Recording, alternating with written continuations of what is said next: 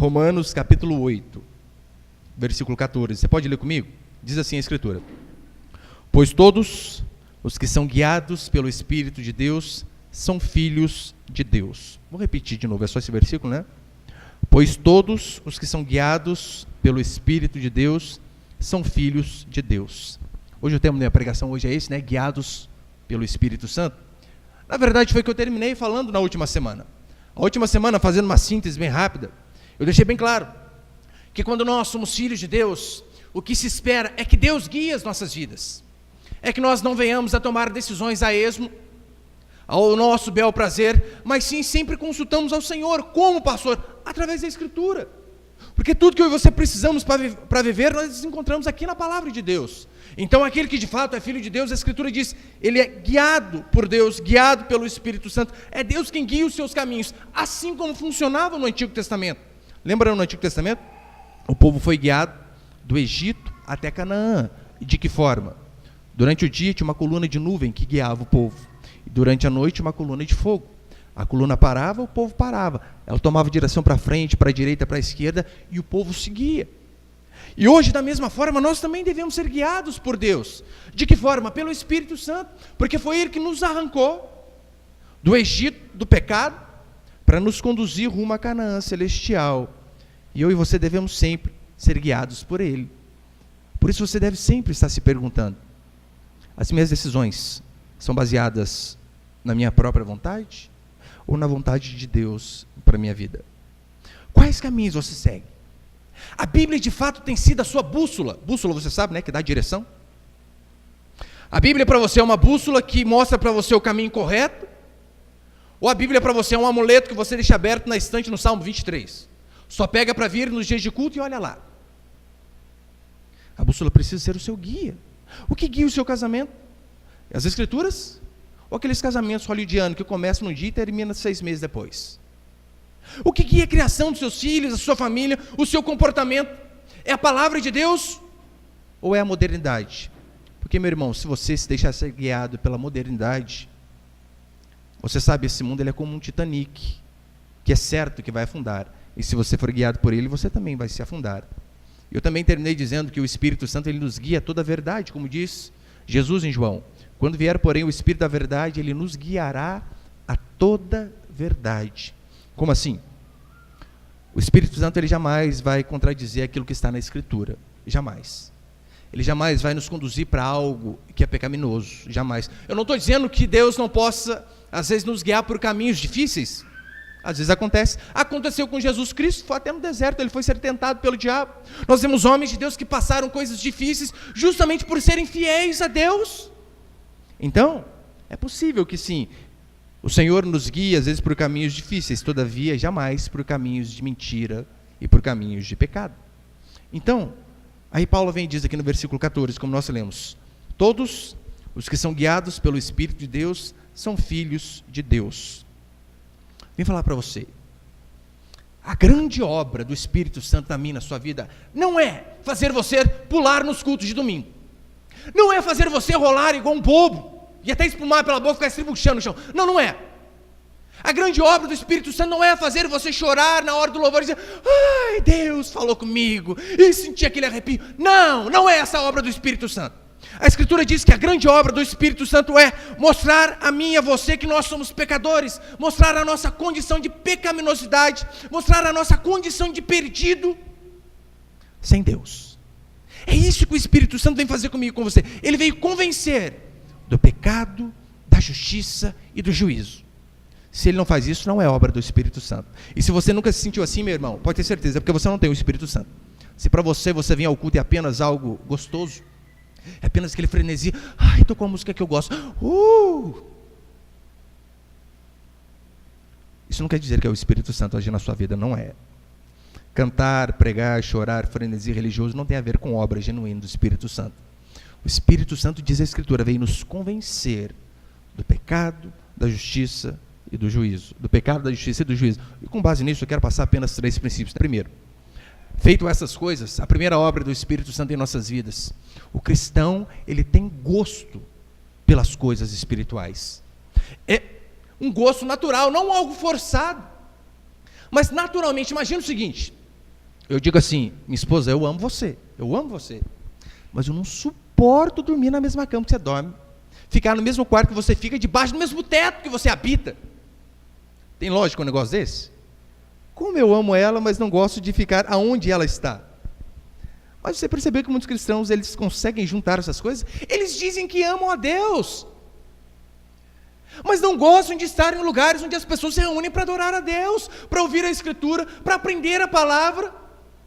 Preferem estar em festas, preferem estar na casa de pessoas mundanas, preferem estar fora do ambiente religioso do que dentro da igreja. É claro, quando eu digo dentro da igreja, eu não digo este salão ao qual nós nos reunimos. Isso aqui é apenas um salão, igreja somos nós, quando nos reunimos. Mas quem é crente de verdade, ele gosta de estar junto com crente, de estar junto com irmãos, de estar junto com pessoas que professam a mesma fé, de ouvir a Escritura. Eu sei que nem todo dia o pastor está com aquela inspiração, né? Mas normalmente a gente vem para o culto desse jeito. Ai, quero ouvir a palavra de Deus. E quando acaba, nossa, mas já acabou. Podia ter mais. É isso que se espera do cristão. E eu pergunto para você, você tem o desejo de conhecer a cada dia mais de Deus? Você tem o desejo de conhecer a cada dia mais de Jesus Cristo? De crescer no conhecimento do Senhor? Você tem prazer de estar junto com pessoas que também são filhas do mesmo Pai, que professam a mesma fé? Meu irmão, se você não tem esse desejo, tem algum problema com você. Porque normalmente nós gostamos de estar junto de pessoas que têm algo semelhante a nós. Eu não estou dizendo os mesmos gostos, né? Deus me livre. Eu não estou dizendo que sermos filhos de Deus significa que todos nós temos que ter o mesmo gosto. Um gosta de carne, o outro gosta de salada. Misericórdia, quem gosta de salada. Mas cada um tem o seu gosto. Mas em relação às coisas espirituais, nós temos que sim ter o mesmo gosto. Você tem prazer em estar junto com os irmãos? É por isso que eu não consigo acreditar nos desigrejados. Sabe o que é desigrejado, não é? Aquelas pessoas que se dizem crentes em Deus, mas não frequentam um lugar regular de adoração. Mas não tem uma congregação a qual elas fazem parte. Elas dizem, não, eu sou crente sim, mas eu sou crente lá em casa. No cristianismo a gente não vê o zorro, o cavaleiro solitário. Mas o cristianismo é justamente isso, pessoas reunidas. E além do mais, pensa comigo. Você diz, eu não gosto de me reunir com os irmãos, porque tem os irmãos que são chatos. E tem mesmo, eu sou um deles. Ou você acha que todo mundo é gente boa? Não, aqui tem gente que fazia o quê? Que torce Palmeiras. A gente suporta. São Paulo, meu Deus do céu. E a Bíblia tem 2 livros, né? 1 Coríntios e 2 Coríntios. Coríntios é brincadeira, né? Coríntios. Mas a gente se suporta nessas coisas. Mas de fato, se você não gosta de estar junto com crente, eu tenho uma má notícia para você. No céu só vai ter 2 coisas: Deus e gente. Daí você não gosta de estar junto com crente. No céu vai ter muito crente, na verdade só crente, né? Então você vai para o lugar errado. Porque eles são guiados pelo Espírito Santo, eles se interessam de fato pelo destino da sua alma. Eles compreendem que esse mundo é passageiro, que as coisas mais importantes não são as que nós desfrutamos aqui nessa vida. Eu não estou dizendo que você não tem que batalhar pelo melhor aqui nessa vida. Batalhe, se esforce para ter o melhor aqui, para dar o melhor para os seus filhos. Mas de fato aqueles que são guiados por Deus, eles sabem, isso aqui é passageiro. Nós viemos ao mundo sem nada e vamos embora dele também sem nada. Olha o que diz a Escritura em Hebreus capítulo 11. Mas agora aspiram, você lembra? Hebreus, preguei domingo passado, fala sobre os heróis da fé, a galeria dos heróis da fé. E olha o que diz a respeito desses homens. Mas agora aspiram, né? Desejam, anelam, mas agora aspiram a uma pátria superior, isto é, celestial. Por isso, Deus não se envergonha deles de ser chamado seu Deus, porquanto lhes preparou cidade. Ou seja, eles são homens de Deus, mulheres de Deus sim, mas eles sabem que o reino deles, assim como Jesus disse, não é desse mundo. Eles aspiram, desejam algo melhor, que é o reino celestial. Depois Paulo vai dizer assim em 2 Coríntios capítulo 4. Não atentando nós para as coisas que se veem, mas nas que se não veem. Porque as que se veem são temporais, e as que se não veem são eternas. Olha o que Paulo está dizendo, olha, tudo que você vê aqui, igual hoje mesmo, puxa, eu fui no prédio que o irmão está construindo lá, falei, irmão, se existe o céu na terra, essa casa aqui é um pedaço. Pô, elevador, um negócio chique demais. Mas ainda que nós desfrutemos do melhor aqui, devemos sempre ter em nossa mente, esse mundo fica. as construções ficam, os carros ficam, pessoas ficam, é o que diz a Escritura, não atentando nós nas coisas que se veem, mas nas que se não veem, porque as que se veem são temporais, e as que se não veem são eternas. Próximo. Filipenses 3:20, pois a nossa pátria está na terra. É isso que diz a Escritura? Não, a nossa verdadeira pátria está nos céus, é o que diz a palavra do Senhor. Pois a nossa pátria está nos céus, de onde também aguardamos o Salvador, o Senhor Jesus Cristo, o qual transformará o nosso corpo de humilhação, para ser igual ao corpo da sua glória, segundo a eficácia do poder que ele tem de até subordinar a si todas as coisas. A nossa pátria está nos céus. É isso que você tem que lembrar, meu irmão. Você talvez não vá conquistar tudo que você queira aqui na terra. Eu oro para que sim. Assim como João, olha o que diz a Bíblia de João, né? Eu oro para que seja próspera a tua vida, assim como é próspera a tua alma. Não tem problema orarmos para sermos prósperos aqui. Todavia, sem esquecermos que essas coisas são apenas terrenas. Quem é guiado pelo Espírito Santo, ele tem esse desejo no coração de viver para glorificar a Deus. A vida dele, não apenas a vida dele aos domingos, aos dias de semana, nos cultos, mas o trabalho dele, o jeito que ele trata os filhos, o jeito que ele trata a esposa, o marido, toda a sua vida é em prol de glorificar a Deus. É isso que diz a primeira pergunta do Catecismo de Westminster. Põe ali, por favor. Olha que interessante. A confissão de fé de Westminster é a confissão de fé das igrejas reformadas, a qual nós seguimos também, e ela já começa com a primeira pergunta dizendo isso. Qual o fim principal do homem? Qual a finalidade da existência do ser humano? E então responde: o fim principal do homem é glorificar a Deus e gozá-lo para sempre. Essa é a minha sua finalidade nessa vida, meu irmão. Minha irmã, é vivermos para glorificar a Deus. Se você ler os 2 livros de Reis e os 2 de Crônicas, você vai ver que ali conta a história de vários e vários reis. E toda uma vida desses reis é definida em apenas uma frase. No final da sua vida, não diz assim, olha, foi um rei capitalista, um bom rei, administrou bem, tirou Israel de uma inflação grande e trouxe a inflação para zero. Não, não diz isso. Sabe o que diz a Escritura?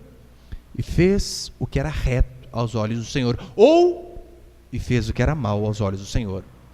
Toda a vida de reis, governantes, é definida em apenas uma frase: fez o que era mal, ou fez o que era reto aos olhos do Senhor.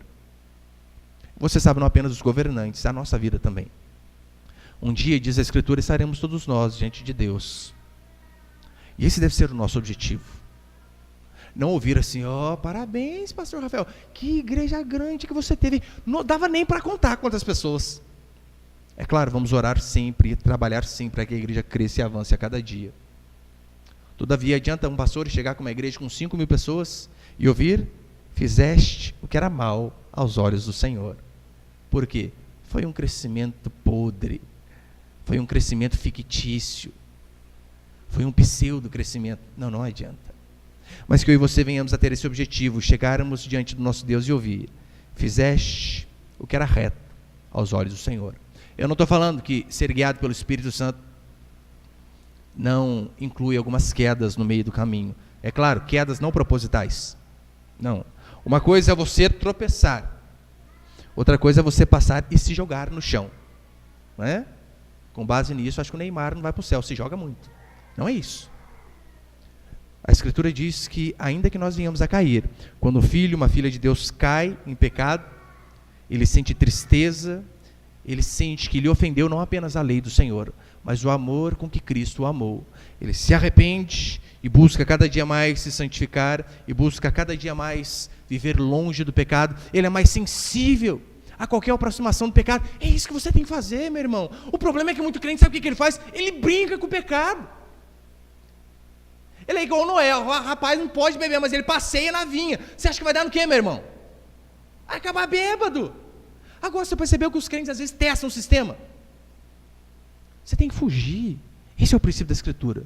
Fugir até da aparência do mal. Olha, tal coisa pode parecer errado, não faço. Pode dar a entender que é errado, não faço.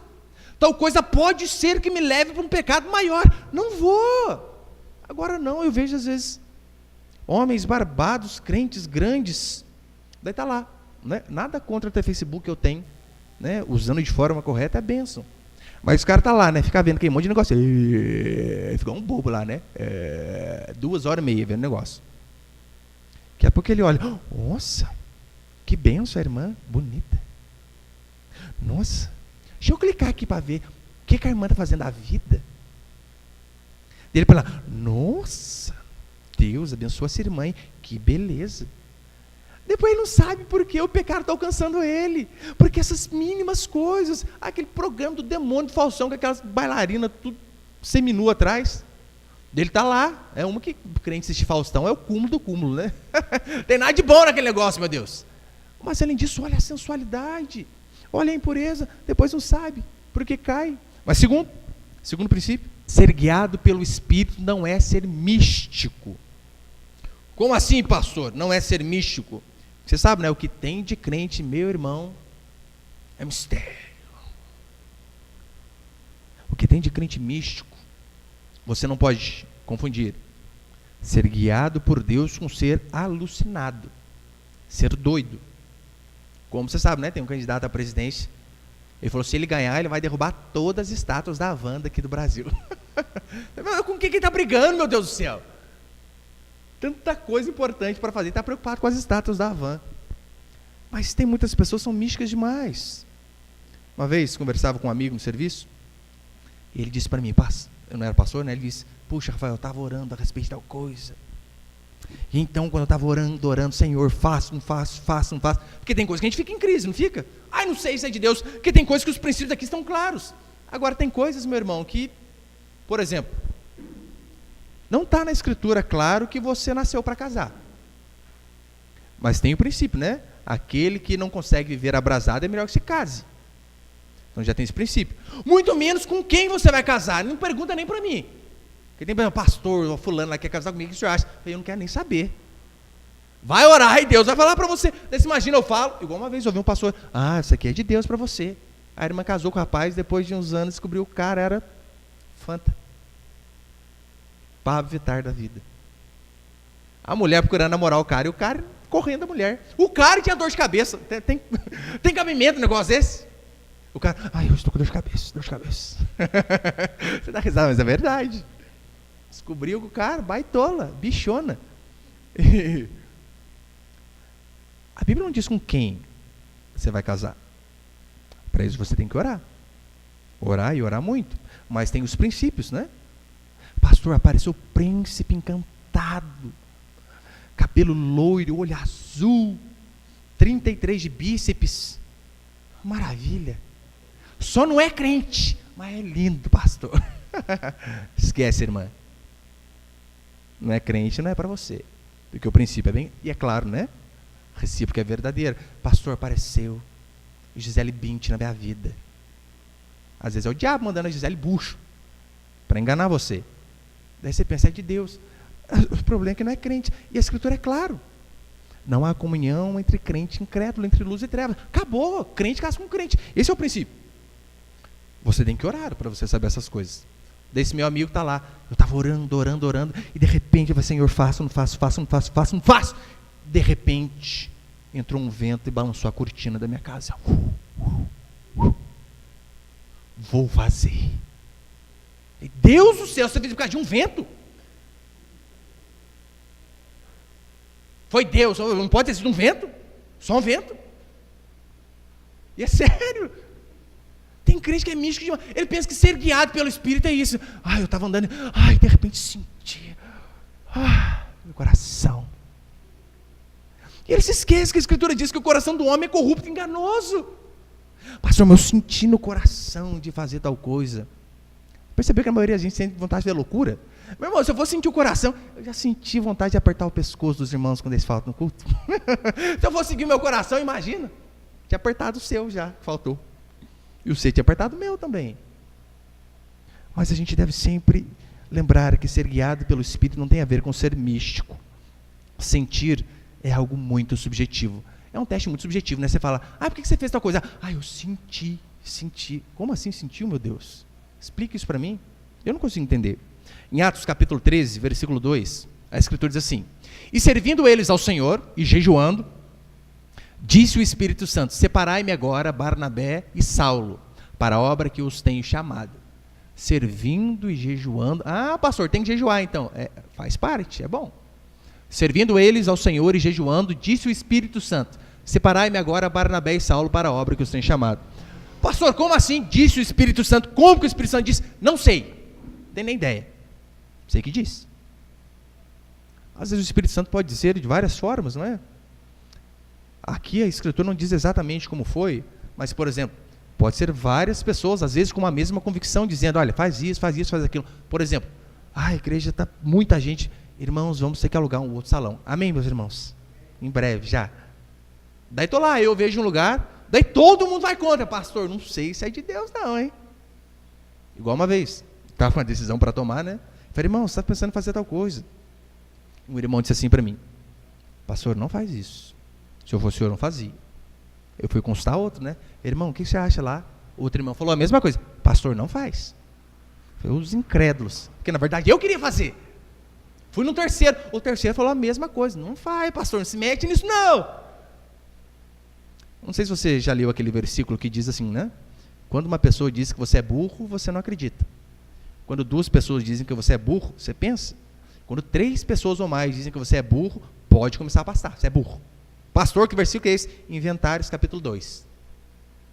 E eu estou lá, eu querendo fazer algo, um falou não, outro falou não, outro falou não. Eu fui e fiz. Dei uma cabeçada na parede que só tive prejuízo. Sabe o que eu tive que fazer depois? Pedir perdão para todo mundo de casa, irmão. Perdoa o seu pastor. Eu devia ter feito isso. Eu devia ter te ouvido, criatura. Acontece. Às vezes é isso. Em Atos capítulo 15, a Escritura também diz assim: pois pareceu bem ao Espírito Santo e a nós não vos impor maiores encargos além dessas coisas essenciais. Pareceu bem ao Espírito Santo e a nós. É bem provável que a igreja toda, né, tinha um consenso: olha, nós cremos que isso aqui é o mais correto, e então fizeram aquilo dali. Sabe aquela história de paz em todos os corações, sem restrição? É bem provável que é um indício do Espírito Santo estar dando uma direção ali. Mas acima de tudo, meu irmão, vem falar para você: o Espírito Santo jamais vai nos mandar fazer algo que contradiz aquilo que está na Bíblia. Não vai, de forma alguma. Eu sei que alguns fanáticos dizem, né, que são espirituais, e então eles tomam decisões contrárias àquilo que está na Escritura. Ah, porque eu senti que era de Deus. Mas como você sentiu que é de Deus algo, e na Bíblia está escrito o oposto disso? O que está certo? É o que está na Escritura ou o que você sentiu? Pode ter certeza que é o que está na Escritura. Eu falo para você que, eu sempre citei esse exemplo aqui, mas são vários absurdos. Passou no Fantástico uma vez, aquele programa mentiroso, mas isso era verdade. Passou no Fantástico uma vez, um pastor chegou para o rapaz e disse assim: olha, Deus falou comigo e Deus mandou ter um filho com a sua mulher. Alguém já viu isso aí ou não? Acho que um monte viu, né? O pastor falou: Deus mandou ter um filho com a sua esposa. Mas como assim, pastor? O cara foi lá e mostrou na Bíblia. Pega a vizinha, o certo era a adúltera, né? Ele pega a vizinha e adultera. Era só questão de português, né? Ele falou: tá vendo? Está aqui na Escritura, Deus mandou ter um filho com a sua mulher. E o homem, sabe o que é o pior de tudo? Se é Deus que está mandando, né? Quem sou eu? Está aqui, toda sua. Olha o absurdo. Você acha que de fato é de Deus uma coisa dessa? Deus acabar com o casamento para construir outro. Igual lá tem gente que ora: eu quero casar, mas eu quero aquele lá que já é casado. Que jeito, irmã? Não dá. Ou aquela que já é casada. Você acha que Deus vai destruir uma família para construir outra? Com certeza não vai, não vai. Nós vemos mais alguns exemplos notáveis, por exemplo, Atos capítulo 16, já estou encerrando. E percorrendo a região frígio-gálata, tendo sido impedidos pelo Espírito Santo de pregar a palavra na Ásia. Que coisa o Espírito Santo impediu de pregar, hein? Em determinado lugar. Percorrendo a região frígio-gálata, tendo sido impedidos pelo Espírito Santo de pregar a palavra na Ásia, defrontando Mísia, tentavam ir para a Bitínia, mas o Espírito de Jesus não o permitiu. Também não diz como, mas diz que eles foram impedidos de fazer uma coisa que eles queriam fazer. Não sei se já aconteceu algo parecido com você. Você quer muito fazer algo, mas sabe que você não tem paz nenhuma naquilo que você está fazendo? Às vezes você vai vender um carro, um imóvel, vai fazer uma transação, uma negociação, ou vai comprar alguma coisa, e você está lá: puxa, eu não estou sentindo paz daqui. Se você não está sentindo paz, meu irmão, não faça. Não faça. É bem provável que seja o Espírito Santo guiando você a não fazer isso. E terceiro, quem é guiado pelo Espírito manifesta os frutos do Espírito. Você sabe, o Espírito Santo, por mais nós não o possamos ver, ele é uma pessoa, é o que diz a Escritura. Por mais que você não consiga mostrar, olha, eu sou cheio do Espírito Santo, a ele aqui do meu lado. Por mais que você não mostre dessa forma, mas se você é cheio do Espírito Santo, os frutos de quem é guiado por ele são vistos pelas outras pessoas. Não basta apenas você dizer que você é cristão. Com as suas atitudes você prova na prática que você é cristão. Em Gálatas capítulo 5, versículo bem conhecido, Paulo vai dizer assim, né? Mas o fruto do Espírito é. Ele começa a dizer, o que é o fruto do Espírito? Amor, alegria, paz, longanimidade, benignidade, bondade, fidelidade, mansidão, domínio próprio. Essas são as características de alguém que é cheio do Espírito Santo. Essas são as características de alguém que de fato é filho de Deus e é guiado pelo Espírito Santo. Amor. Como assim amor, pastor? É a primeira coisa que diz, fruto do Espírito é amor. É claro, amor em primeiro lugar, amor a Deus. Como assim amor a Deus? Como você prova que você ama a Deus dizendo, Senhor, eu te amo, cantando essas musiquinhas aí, Pai, eu te amo. É importante, mas apenas dizendo. Você mostra que você ama a Deus quando você prioriza Deus. Agora, se você faz barganha com Deus, você coloca outras prioridades no lugar de Deus. Que convenhamos, quem aqui nunca aconteceu isso? Você está saindo para vir ao culto e chega a visita bem na hora. Terrível, né? O que muitos fazem? Não dá para ir ao culto, não. Não. Fala para a visita, você quer ir comigo? Se não quer, fala assim, espera um pouquinho, daqui a pouco eu volto. Ora, a prioridade é Deus. Eu já falei para os irmãos, uma vez foi à casa da minha mãe, fazia acho que uns 2, 3 semanas que eu não via ela. Eu cheguei bem no dia do culto da igreja dela, com as criançadas tudo. Para comer, é óbvio, né? Também. Cheguei lá, mãe, que saudade. Tempo que eu não te vejo, dona Terezinha. Ela estava saindo, fechando a porta. Olha, eu tenho culto agora, a chave está aqui, tem comida na geladeira, esquenta, daqui 1h30 eu volto. Foi embora, deixou eu sozinho, minha família em casa. Fez certo. Deus é prioridade sempre, amor a Deus, e depois, é claro, amor ao próximo, porque só ama, meu irmão, o próximo, aquele que verdadeiramente, em primeiro lugar, ama a Deus. Você não pode dizer que você ama o seu irmão, se você não ama a Deus. Você só vai amar o seu irmão de verdade, segundo que a Escritura diz que você tem que amar, se primeiro você amar o Criador. Você só se dá bem com a criatura se você se dá bem em primeiro lugar com o Criador. Amar a Deus, portanto, é priorizar a Deus, é passar tempo com Deus, é falar com Deus, é ouvir a Deus e principalmente obedecer a Deus. Isso é amor a Deus. Pastor, como que nós falamos com Deus? Oração. Quando você ora, você fala com Deus. Pastor, mas eu quero ouvir a Deus. Leia a Escritura. Essa é a forma de se relacionar com Deus. Quando oramos, falamos. Quando lemos a Escritura, ouvimos. Pastor, mas eu queria ouvir a voz audível. Já leu a Escritura em voz alta? Já leu o Salmo 23 em voz alta? É o próprio Deus falando com você. É assim que nós fazemos. Certo homem de Deus disse assim, olha, qualquer servo de joelho enxerga mais longe que qualquer teólogo na ponta dos pés. E de fato é assim que acontece. Quando nós nos dobramos em oração para buscar a Deus, nós falamos com Deus, nós lemos a Escritura, Deus fala conosco. E o fruto desse relacionamento, desse amor com Deus, é o que diz depois, né? Alegria e paz. Alegria não é você não ter nenhuma dificuldade em sua vida, mas é você saber que mesmo em meio à tempestade, a paz de Deus é com você. Depois a Escritura diz que um dos frutos do Espírito é longanimidade. Pastor, o que é isso? Longanimidade vem de longo ânimo, paciência. Para ser mais exato, a tradução do grego diz lentidão em punir. Você sabe como Deus é misericordioso conosco. Meu irmão, eu não sei quanto você, mas eu demorei 21 anos para converter. Converter que eu falo o dia, né? Me converto até hoje. Me converti com 21 anos. Foi 21 anos, mas dando cabeçada que não acaba mais, fazendo muita coisa errada. Hoje eu estou com 33 e ainda erro. Infelizmente. Mesmo não querendo, ainda erro. Mas sabe o que me faz estar aqui essa noite? A longanimidade do Senhor, a lentidão em punir. É claro, se você testa o sistema, uma hora a casa cai. Deus pune. Mas Deus, ele é de longo ânimo. Ele nos dá 1, 2, 10, 20 chances para que nós venhamos a nos arrepender. E do mesmo jeito que Deus é de longo ânimo, paciente, eu e você também devemos ser pacientes para com os outros. Eu e você também devemos ter paciência para com o próximo. Não apenas para com o de fora, mas principalmente para com os de dentro de casa. Você percebeu como que às vezes nós temos um amor enorme pelos irmãos de fora? Ah, mas pela esposa é um negócio que ela fala atravessar e já xinga. Xinga os meninos, bate. E falta às vezes paciência com os de dentro de casa. Nós somos assim, todos nós, você não é muito diferente de mim não, nós somos assim. Ou não acontece desse jeito? Você está lá, você é casado, quebrando o pau com a sua mulher. O dia que eu casei, por que eu falo assim? Xingando. O pastor liga. Como que você atende? Ô pastor, a paz do Senhor, meu irmão. Saudade estava de ouvir a tua voz. Aleluia. Você percebeu que normalmente a gente atende assim? Ou você está brigando com ela e fala, pastor, dá um tempinho aqui que eu vou terminar de descascar essa mulher aqui. Você fala assim, pastor, fala nada.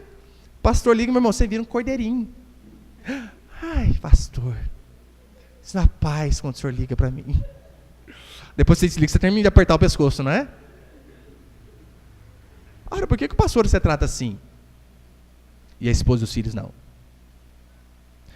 Longo ânimo, paciência. E é claro, né? Eu falo paciência, você tem que ter paciência comigo também, porque é óbvio que eu erro também, né? Eu falei, pastor, não acredito, você falou aquele negócio, Jesus amado. Paciência, irmão, perdoa e bola para frente. Depois diz que os frutos do Espírito, benignidade, bondade, benigno, né? Vem de ser bondoso também. O Senhor é bom conosco. Nós devemos também ser bondosos. Não apenas com os outros, mas devemos ter atitudes de pensamentos também bondosos. Mas você percebeu que na maioria das vezes nós sempre pensamos o errado primeiro, para depois ser benigno? Fulano cai de moto. Exemplo só, né? Tomara que não tenha ninguém que caiu de moto aqui. Fulano cai de moto, se quebra. Fazia 3 domingos que não via a igreja. O que os cantaiadas pensam? Também vai ficar desviando, o que dá? Quem mandou faltar no culto? É assim ou não é, irmãos? Viu? Está desviado, é mão de Deus pesando.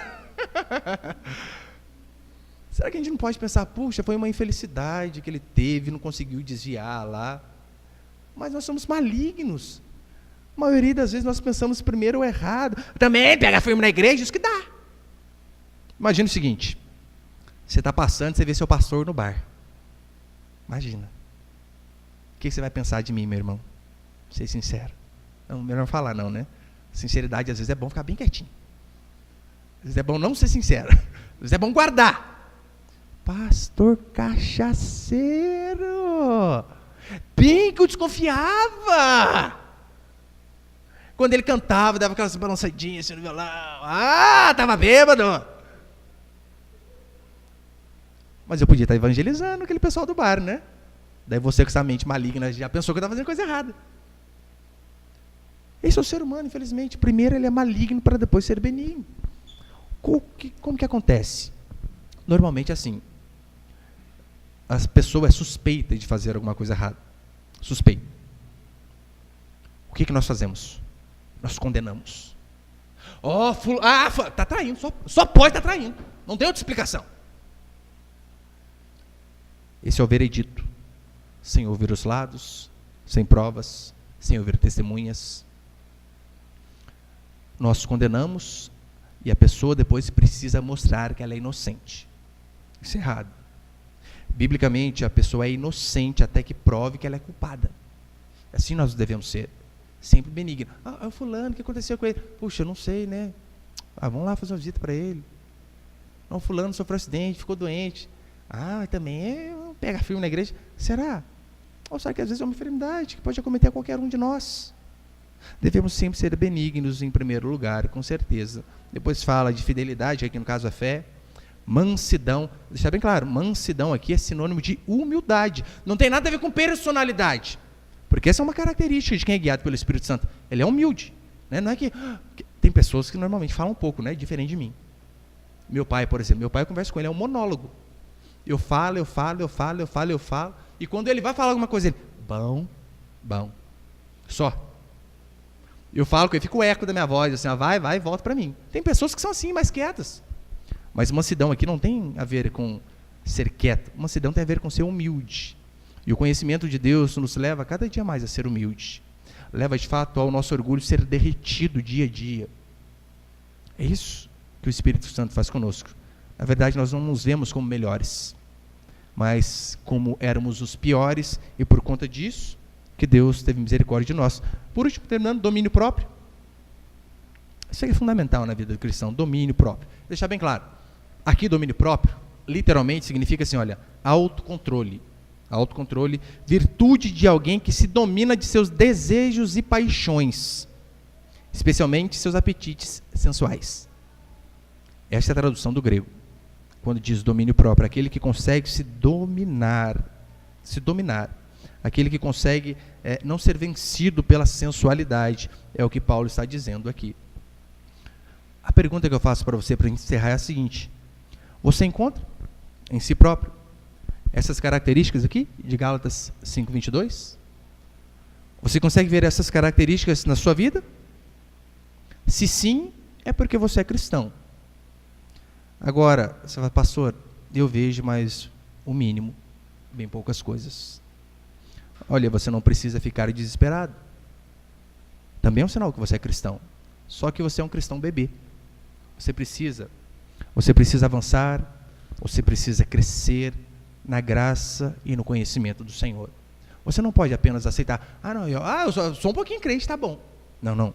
A Bíblia diz que nós devemos crescer a cada dia na graça, no conhecimento e na prática do Evangelho. E esta, na verdade, é a avaliação que você deve fazer. Desde quando aqui eu comecei a congregar, não apenas na nossa igreja, desde quando você se converteu. Há uma maturidade crescente na sua vida? Você tem crescido em maturidade? Você tem crescido em santidade, em obediência? Você tem crescido no conhecimento do Senhor? Ainda que o seu crescimento possa ser menor do que o irmão do lado, porque às vezes acontece isso. Uns crescem mais, outros menos. Naturalmente não é assim que funciona. Tem pessoas que você vê às vezes, nossa, o fulano tem 12 anos, por exemplo, adolescente, né? Tem 12 anos aqui, desse tamanho. Tem uns 12 anos, você vê, tem 1,90 m. Um desenvolveu mais que o outro? Desenvolveu, acontece. Espiritualmente também funciona assim. Às vezes o irmão do lado desenvolve mais que você, ou você desenvolve mais que o irmão do lado. Mas isso está dizendo que vocês dois são crentes, que vocês dois estão crescendo, e é isso que você precisa se autoavaliar. Eu e você devemos ser cartas abertas de Cristo, conhecidas e lidas por todos os homens. As pessoas devem olhar em nós, e mesmo sem proferir palavras, dizer, olha, esse fulano é diferente, esse fulano eu acho que é crente. Por quê? Olha a atitude dele no serviço, olha a atitude dele no meio em que ele trabalha, olha a atitude dele no meio da família, que as pessoas possam olhar para nós e ver esses frutos do Espírito se materializando, se externando através das nossas vidas. Amém, meus irmãos? Só em ti confiarei, eu não